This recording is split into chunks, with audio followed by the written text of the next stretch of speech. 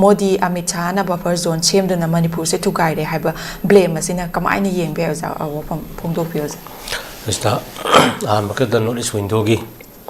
viewers sing kai kumna ba thamjari adaga ko yi Manipur newspaper sing na purakpa asigi marui ba singi marakta buffer zone gi matang honorable MP na site on satpada thengna gi ba ko yi nuai ta thodo hai batare abi MP moina honorable MP adam mahak hoke birang manung sinda mahake logum thokpa role ti dum logi hai batai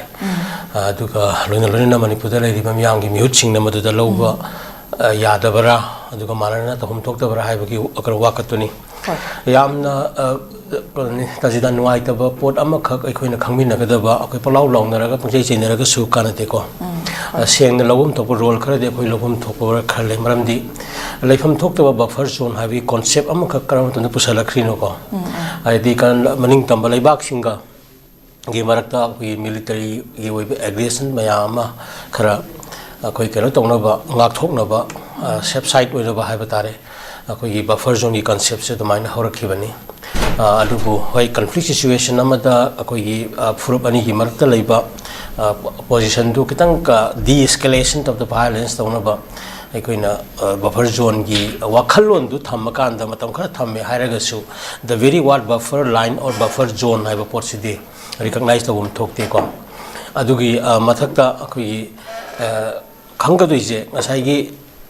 thawong khara violence ama me 3 dagi tholako matam sida hauji phauda government of India na mahaki president run thamaba phauda kari thodang laurage sini aina wahang ama hangi badi the role of the present PR government in peace building process ta miyam na khangma sakna iba kari tawrage sinida yamna half hearted oiba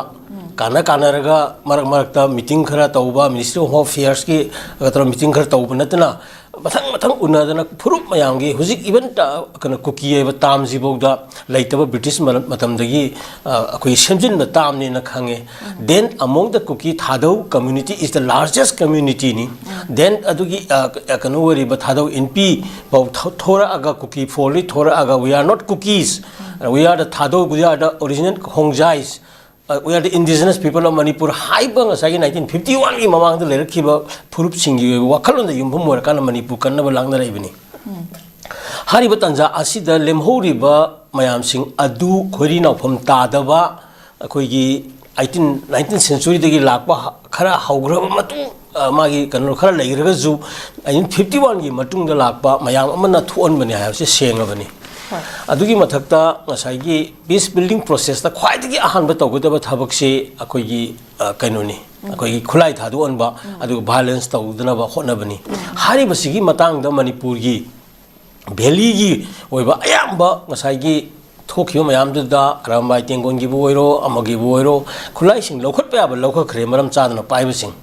ayamba lokhat ba loira matung da kari gi jamata nakalam gi khulai lokhatri bano haiba wahang sini adugi mathakta haukiba tha khara asida khajik akoi gi khulai akbo akoi lan sinabagi posi kitang lep mo ma leirbo phawda thawoina kha ingda gi dore hairagadi khulai si akoi gi heta kaphan ba irang thon ba haiba di issue ji sum putharga chatnaba wakhalon ama leiba man ba ama akoi government of India da uri Indian Army thara ibani sidira aduga even CRPF lairibani adagi kanu lairibani akoigi Assam Rifles lairibani ko mayam sidira Manipur Police Comment site gi yaura kanda sigi bapangan jinabu khulai paiba bikhraba mapan gi asogul gi district ama phok chawdaba Manipur gi manung da singi awang saruk singri da sai operate to ngamdriba kari gi no haiba wahang jini tawge yauna tawhan bagi kanoma lakpa se masing asigi miyam marina khoi khangmina ba sangi well document to ba sangi akoi intellectual and the academicians sing basi phajana mapan thokna naina ba sangi aduga hariba sing asi malem gi miyam da mai sengna ko akoi gi di khang ai expert sing asina sum tumin lesson ba gi role ama amani khak sum cheng cho sungalaga tawbasina malem gi hoiba media da malem gi hoiba propaganda na chaka malem gi awareness aseng ba justice truth to phangan mangam da gi khoi gi sonja ba su lairi respective of caste na create mai te gi wanate furup mayam hingminari bani hingminaga dawri bani aduna Manipur se Assam Jema Turkuna Kai Hiraga Manipur the Kaini Gaina, Sikchidun Adu Adapu Salakanda, Akomasin Toro Tugaina, a second policy ama was a Yale. Manipur demolition theory ama sathare haiba se masigi concepts ni akoina conscious with masigi the makta koi paper tawum thu e haina ai thamningi loina loina hairiba sing se akoina athuba matamda wahang singi pakhun pi gedabani president run sina tas kari gidamakta hariba mayam sing gi bomb kano kapthara iba nongmai kapsal iba mayam do kadobi control tawdribano wahang ni malengi miyam da hangadong ni mayam masi issue hengadong ni habani akoina aduga tasengna buffer zone haiba pot ama leihum thoktaba leisu leiraktriba pot makhoni ju wasak kiba by December IDP sing hanjal hangani then national highway hangani khokani na haiba thaoina tawdra kanda Amcu Santi la idole haiba sida Bharat Sarkar su ano pakhali ji karigino haiba wahang amukhak lakpra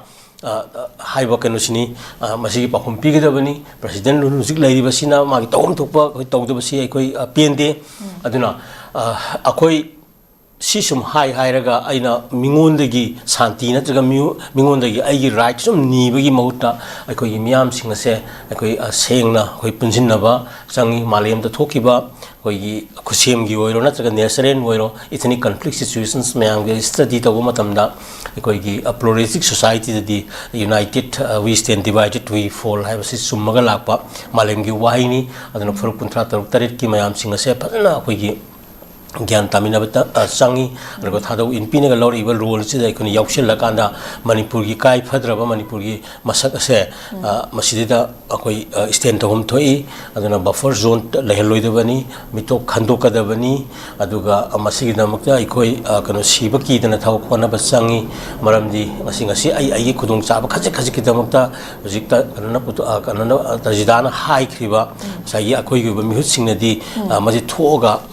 Taubo. Yadabra guy said, see Gumba, Pungpang gava man bagi, Kanumka my subida, Nauraga Lagi bagi, Kanumta, Lagi Vase, Masinuaite, Aduna leadership role in conflict situation, role of leadership role in a normal situation, Adagi. Haiba mayam singa se yamna conscious oiba khoi leader singa khoina oheni hoji conflict situation nama dai khoi je pullaga tham matam chida tawbi aba khoi gi role si karino habi kok sungjen nge da singhin naga da matam ni political party gi magi maran sinabagi wahi to taning dre miyamna aduna ko masu gi matam natte punjin naraga honaga dabani baphojon thamoi dabani apunna manipur masa kahel loi dabani manipurna bharat yauri bse manipur mase thugaina banatte habisum khanga dabani masi yad yadraga di aikoina 1949 gi oiba issues mayam aikoina aikoigi status mayam ama akoigi handagi sahi lising kya liraga laiba akoigi oiba kana saktam do madu kamalem gi puwa kana da fraud pukhala kanda akoina akoigi kanjabatai si akoina karigino hai matam da akoi se akoi phuru kunthra taruk tare se tajida hingminna ba hingminna hona ba amadi adugi da maktani he Basibu Kaibia, the Basibu Tugai, Regadi, Masana, Mapuma Potu Leroi, Adai Matam the D, suicide in Polamata Lapini, Maramadan Hojiti, Akoi, Punsinarasi, Koi the Sum, Tati Tina Tauragadi, Akoi, Aroi, Kunga, the cow, Matam, Orea, Ivakan, Tangi. Tagaja.